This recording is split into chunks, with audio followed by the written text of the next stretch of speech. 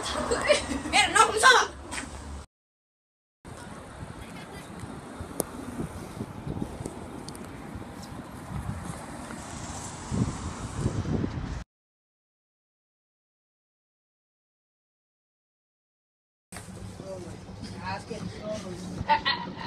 We're going. You shouldn't really believe them. Parachute, a shark tail, and it's coming to us.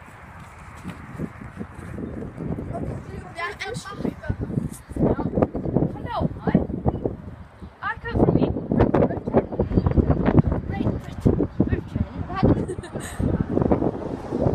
I come from North London. Er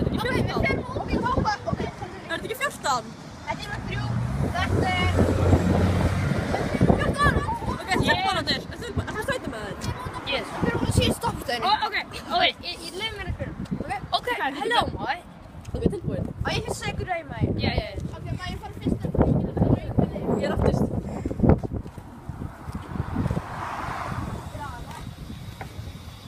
Excuse me, do you know what street we are on?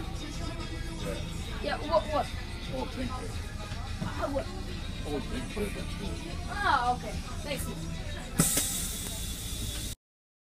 We're on old drink breaks, not drink breaks.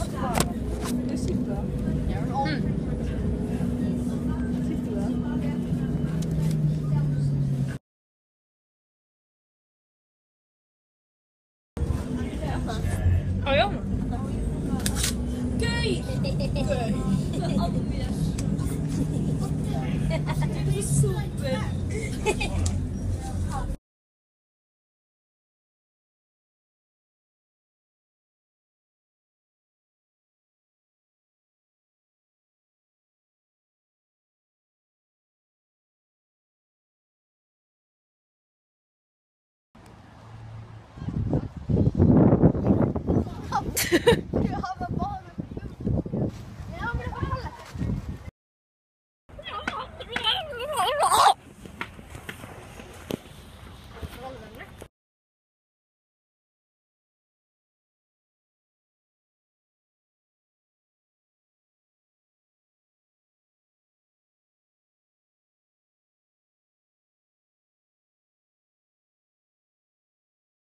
Já,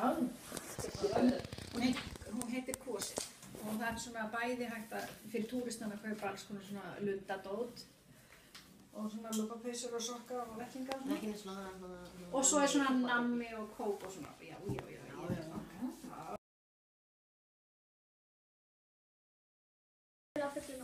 Ég heiti Heiðrún Hákonardóttir. Og við hvað starfar þú? Ég er skrifstofustjóri á Höfuðborgarstofu. Það er langt. Ég vinn á Höfuðborgarstofu en starfsheitið er sem sagt skrifstofustjóri. Skrifstofustjóri. Hvaða starfsemi fer fram hér? Sko, það er eiginlega hægt að segja að það sé þrenns konar. Við erum semst að reka upplýsingamiðstöðina sem er hérna á fyrstu hæð. Löbbuðu ekki þar gegn? Jú. Og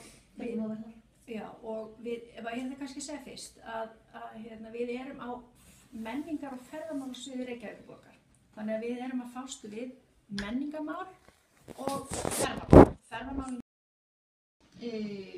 listasafnið, bókasafnið og einhver söfn í borginni.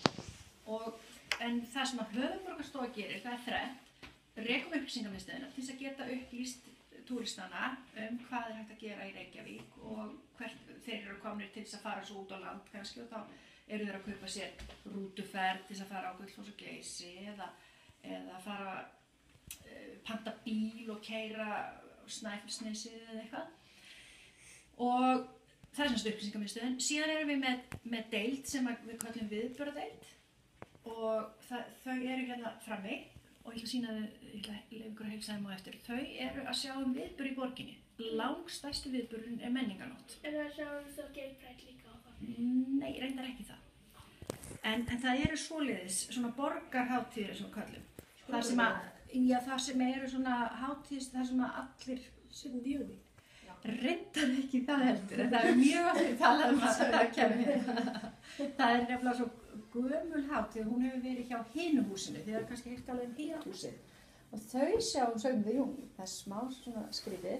En við erum sérst með menninganótt, við erum með barnamenningarhátíð, það hefðum hana. Já. Og tekið þátt í henni kannski eitthvað. Og við erum með vetrarhátíð, Já. sem svona ljósahátíð í febrúar. Og svo erum við að sjá jólin, jólahátíðin og ljósin hérna í miðbænum og svona þegar við fáum einhverja kóra til þess að koma og koma í bæinn og syngja eða skautasvellið sem var hérna á Ingólfstorgi, við vorum að sjá það. Er það allt jólaskauti sem út á götu og þannig í þessu hús? Nei, það í öðru húsi hérna upp í Reykjavík, já, það önnur deild hjá Reykjavíkborg sem sér það. Þeir eru svona betri í rafmagni og eru með alla þessa bíla til þess að tengja ljósinu. Sáuð þið skautasvell? Já, við sáum að það væri sett upp. Ok, þetta viðburðardeildin, hún með þess viðburðina og svo það þriðja, upplýsingamiðstöð, viðburðardeild og svo kemur markaðs- og kynningadeild. Og hún deildin sem hefur sambandið alla blaðamennina erlendis sem að koma hingað til þess að sjá hvað flott í Reykjavík.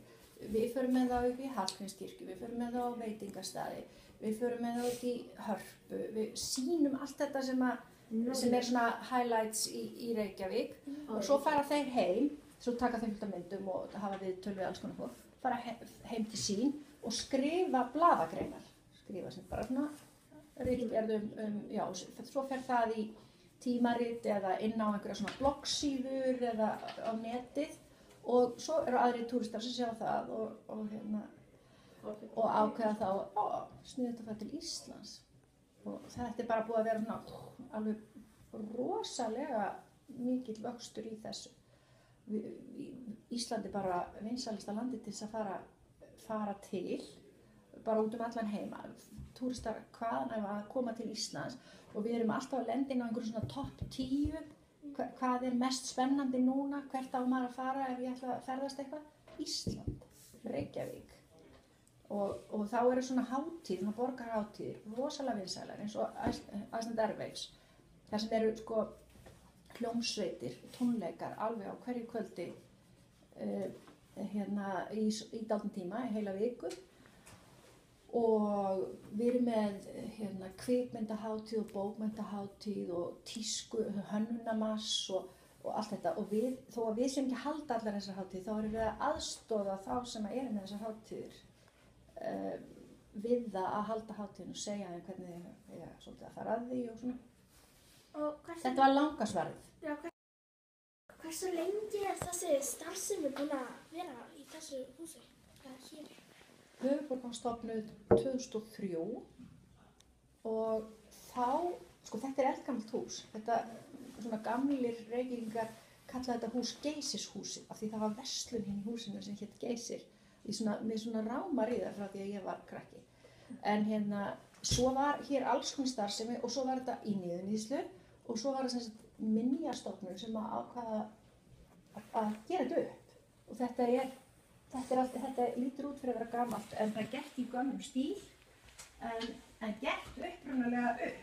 Svona var húsið kannski, eða allavega hús frá þessum tíma.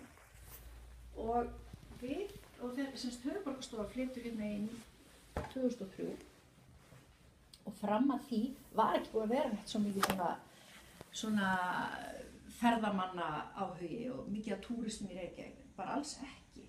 Túristar komu bara á sumrin og veitingastæðir lokuðu kannski jól og áramót vegna þess að það voru engir að fara á veitingastæði, það voru ekki túristar og Íslendingar bara voru heima hjá sér á jólunum og voru ekkert að fara á veitingastæði. Núna borgin, hún full af túristum allt árið.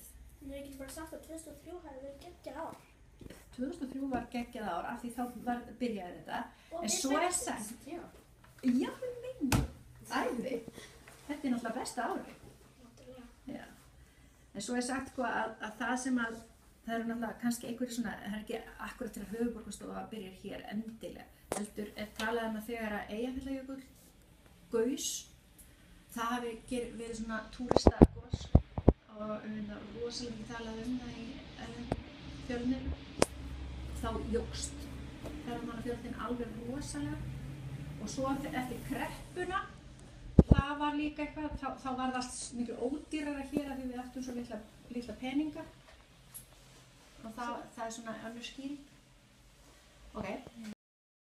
Til dæmis man ég eftir þessari Geysisbúð en svo sko þetta hús er sambyggt, þetta eitt hús, svo hinum megin Vesturgata 1 og svo búið að byggja þessa nýbyggingu á milli.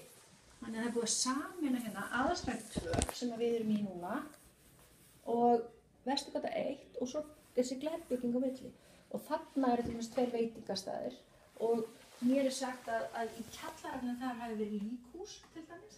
En höfnin var hér alveg upp að húsinu og ef þið getið séð utan á þessu húsi, þannig að Vesturgötu 1, þá sér maður ennþá sko, og þegar það gerði húsið upp, þá létu það vera að það hægt að sjá sko hvar kranarnir komu út þar sem það var verið að skipa upp vörum.